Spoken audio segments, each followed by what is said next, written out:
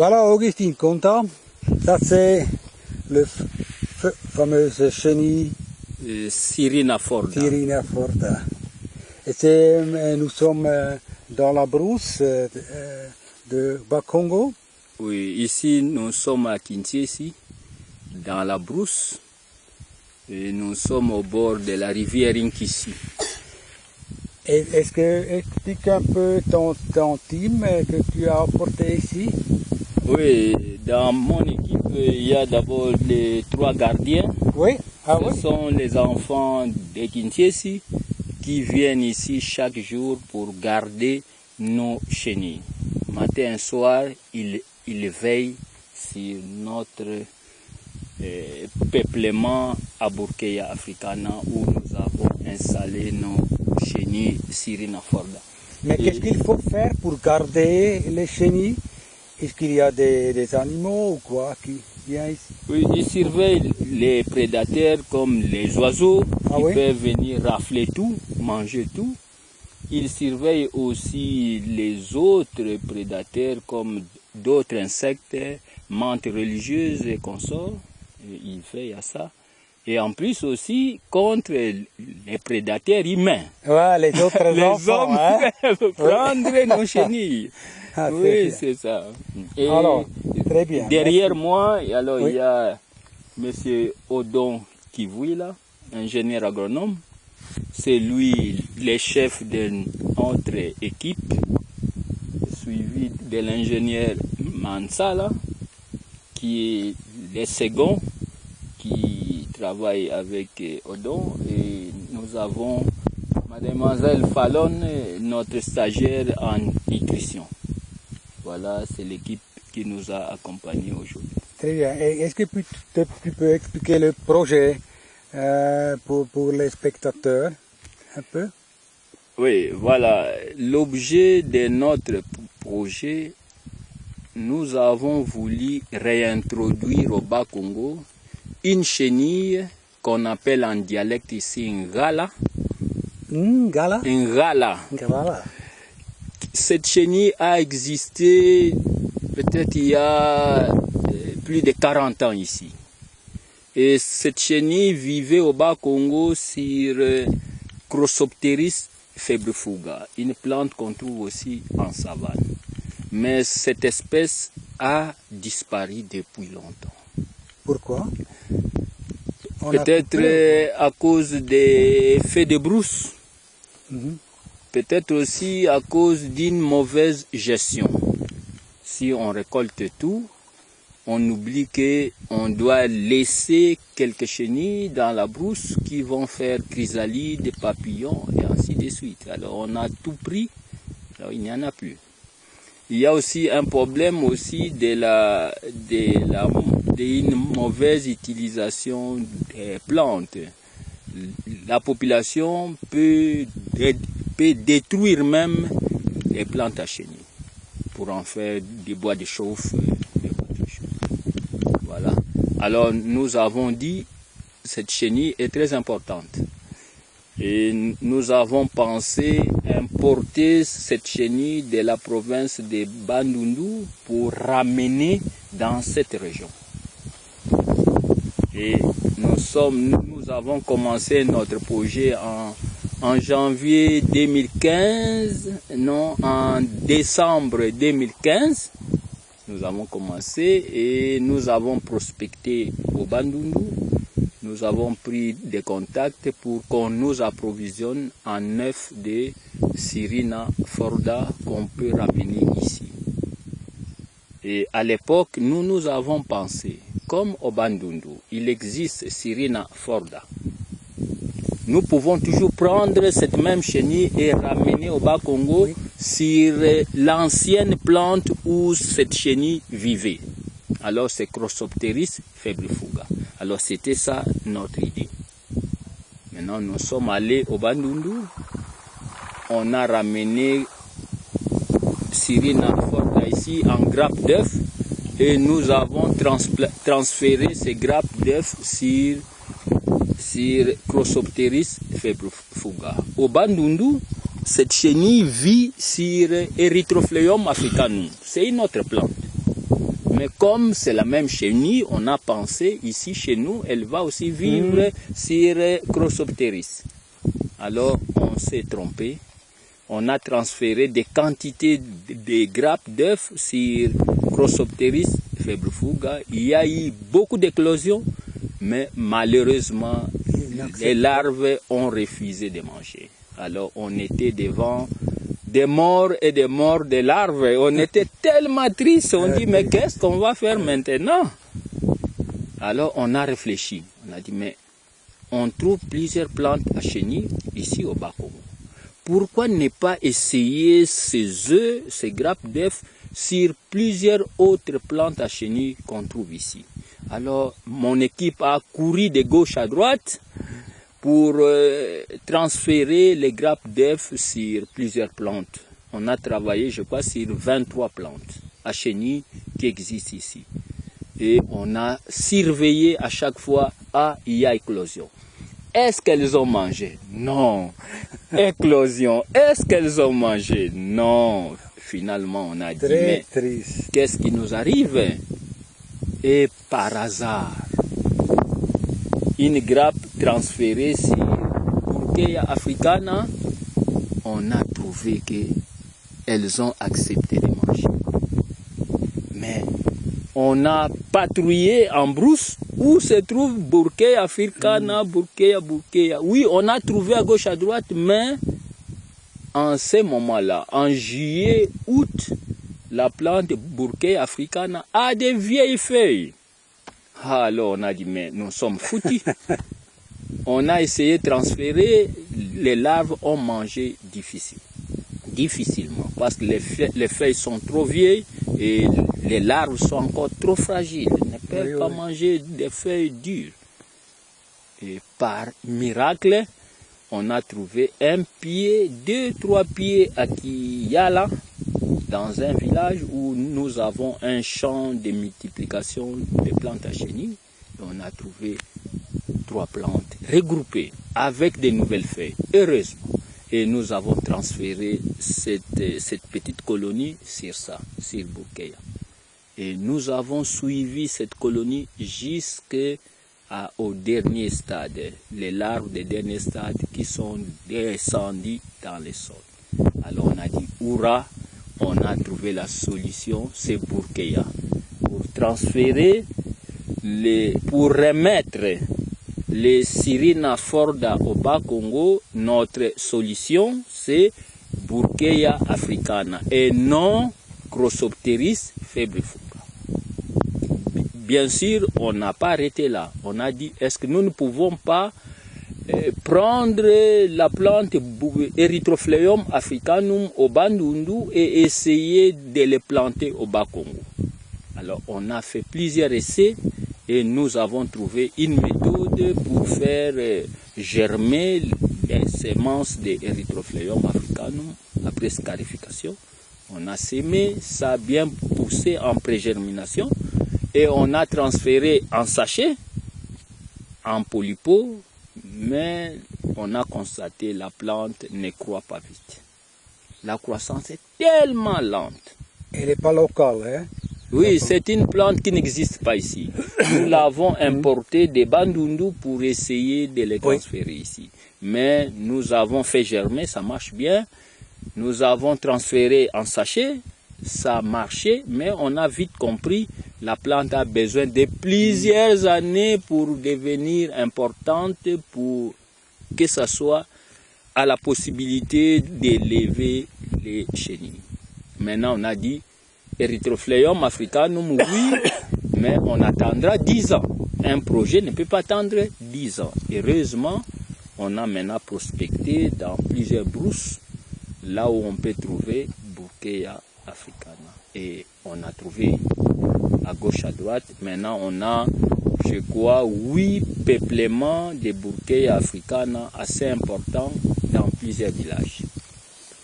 Et nous avons maintenant, cette année, on a dit, nous allons faire la grande importation et pour expérimenter sérieusement l'élevage des Sirina forda. Et voilà, maintenant aujourd'hui, nous sommes heureux. Il y a millions ces petits chenilles. Alors, est-ce que tu penses que les plantes nourriture, ça suffit pour les élever ici? Je pense qu'il y aura un problème de manque de nourriture parce qu'il y a une forte densité de larves. Il y a déjà des larves de tous les stades, mais il y a encore des œufs qui n'ont pas encore été. Oui. Donc il y a un problème. Mais nous avons des solutions de transfert parce qu'il y a d'autres peuplements où nous n'avons pas installé assez d'œufs. Nous pouvons prendre certains larves et transférer dans d'autres villages où on a des peuplements qui ont été aussi préparés. Ces peuplements ont été brûlés au mois de mai parce que nous avons réfléchi, attention, juin, juillet, août, septembre, Bourkeya a des vieilles feuilles. Alors nous, on a raisonné avant de dire qu'on doit saison brûler. sèche, hein, oui. Oui, on doit brûler au mois de mai pour qu'en juin, juillet, on a des nouvelles feuilles. Heureusement, on a fait ainsi.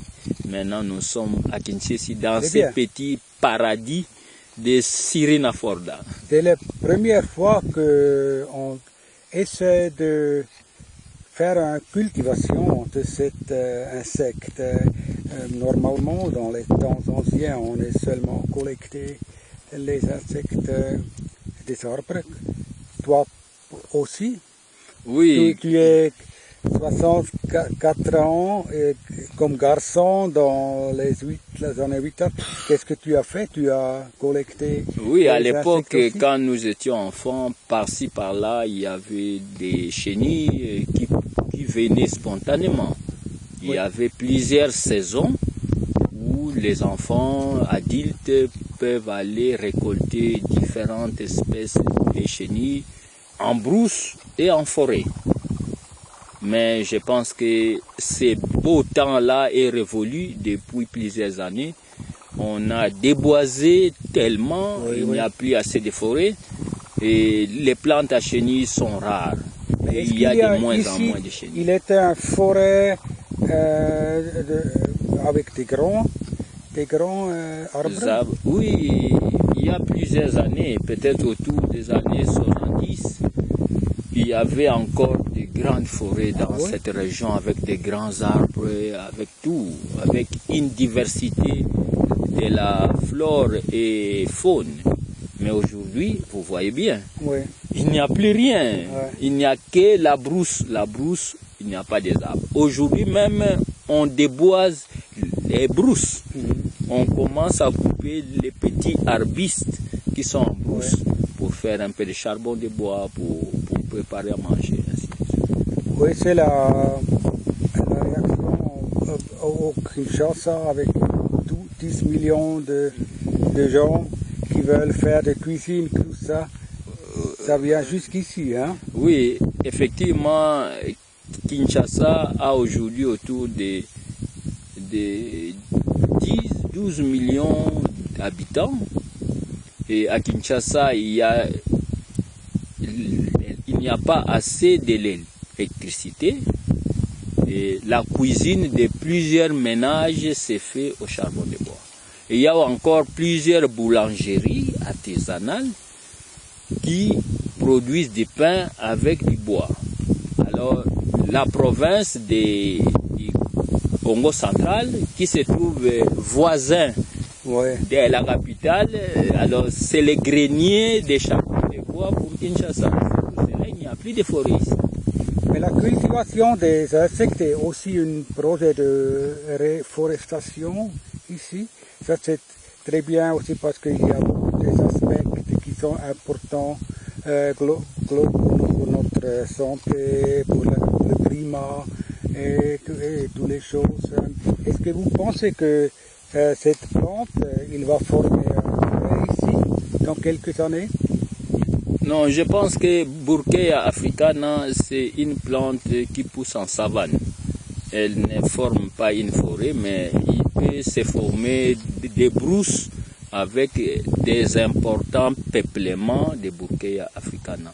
Mais dans notre projet chenille, Pour la prochaine étape qui commence en novembre jusqu'en septembre 2018, nous avons introduit un nouveau aspect. C'est planter les plantes à chenilles autour des villages. Pour que chaque famille puisse avoir ses propres arbres à chenilles. Et notre projet maintenant a 5 pépinières de plantes à chenilles dans 5 écoles primaires. L'idée c'est qu'on a des arbres comme des arbres avec des fruits, on a des arbres avec des chenilles. Oui, c'est du nouveau. Oui, hein, en fait, au village, on plante les arbres fruitiers. Oui. Safoutiers, manguiers, avocatiers, parce que ce sont des arbres qui donnent à manger des fruits. Mais généralement aussi, les arbres à fruits sont une ressource financière. Ces fruits sont vendus. Alors, nous avons pensé que les gens aussi doivent planter des plantes à chenilles. C'est du nouveau. On n'a jamais planté. Les plantes à chenilles qui existent ont poussé spontanément. Mais nous, comme il n'y en a plus, nous avons dit nous devons amener notre population à planter des arbres à chenilles. Ils sont propriétaires de leurs arbres à chenilles, comme ils sont propriétaires des manguiers, des safoutiers, des avocatiers qu'ils ont plantés. Et si ces arbres produisent des chenilles, ces chenilles appartiendront à la famille propriétaire des arbres à chenilles. Mais qu'est-ce qu'il faut savoir à ce moment-là dans le développement du projet? Ce sont les premiers pas ici avec la cultivation, mais il faut faire un procès qui on peut copier dans les villages sur les arbres. Quand est-ce que tu penses on peut collecter les premières chenilles pour manger ici? Je pense qu'au stade actuel, avec notre élevage pilote, c'est un projet essai pilote. Nos chenilles Sirina Forda ici, leur mission, c'est de montrer à la population que c'est possible que cette chenille peut revenir chez nous. C'est pour cela que nous avons souvent invité les gens du village, les chefs du village, des groupes de femmes, des gens pour qu'ils voient que cette chenille que eux achètent au marché, importée, est-ce qu'on connaît la chenille? Oui, c'est une chenille très connue. Les jeunes aussi, les garçons aussi? Ils connaissent cette chenille, mais séchée et achetée au marché. Oui. Parce que c'est importé de la province de Bandung. Ah oui. Alors c'est vendu partout. Mais vivante comme ça, ils n'ont jamais vu. Même les adultes qui ont plus de 40 ans, beaucoup n'ont jamais vu Sirina Forda vivante. Ouais. Alors c'est aussi un projet d'éducation des Effectivement, c'est un projet éducatif, mais c'est un projet pilote. Nous pensons que dans les années à venir, la population peut commencer à élever les chenilles comme on élève les poules, comme on élève plusieurs autres choses. La population peut les faire parce que la nature maintenant ne produit plus assez. Alors les gens doivent élever. C'est pour cela que notre projet, c'est du pilote pour amener la population à voir que c'est faisable. Et dans un proche avenir, nous voulons que cette expérience soit multipliée dans plusieurs villages. Maintenant, on travaille seulement autour des lymphes. Mais nous voulons que l'année prochaine, cette expérience soit multipliée dans 3 secteurs. Ngeba, Wungu et Kibambi. Et je pense que si nous réussissons l'expérience de l'année prochaine, dans les années à venir, nous voulons que cette chenille soit cultivée dans toute la province du Congo central. C'est ça notre ambition. Comment est-ce qu'on peut aider, toi, le projet, le team, si on est intéressé alors comme spectateur et veut aider comment est-ce qu'on peut aider en Europe si on voit les vidéos?